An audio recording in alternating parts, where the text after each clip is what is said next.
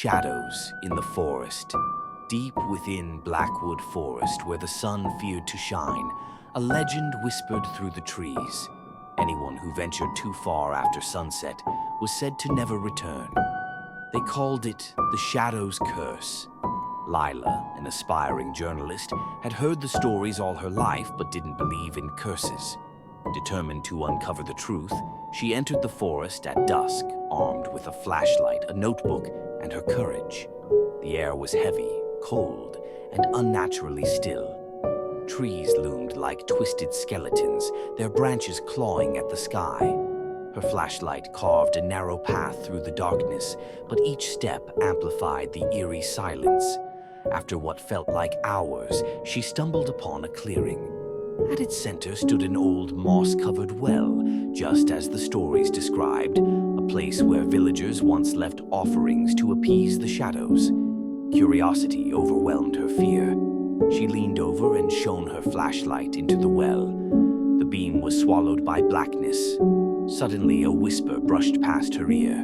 "Why have you come?" She spun around, but the forest was empty. The whisper came again, closer this time. "Why have you come?" Heart pounding, she swept the beam around. Shadows seemed to twist and writhe.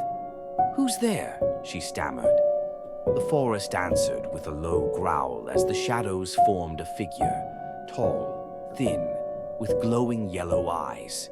Its voice dripped with malice. "You should not have come." Panic surged as it stepped closer. "The forest doesn't give," it hissed. "It takes." Lila turned and ran, branches clawing at her. No matter how fast she ran, the shadows were faster. She burst into a decrepit cabin, slamming the door shut. Inside, the air reeked of decay. Moonlight seeped through a cracked window. A noise made her turn. The figure was there, its glowing eyes brighter. "You cannot escape," it whispered. Her flashlight flickered and died. Darkness consumed her as the figure loomed closer. The next morning, hikers found Lila's notebook near the well. Her last entry read, "The shadows are alive. They watch, they wait." Lila was never seen again. Her tale became a warning whispered in nearby villages. Yet the shadows remained, patient and hungry, waiting for the next soul to wander too far.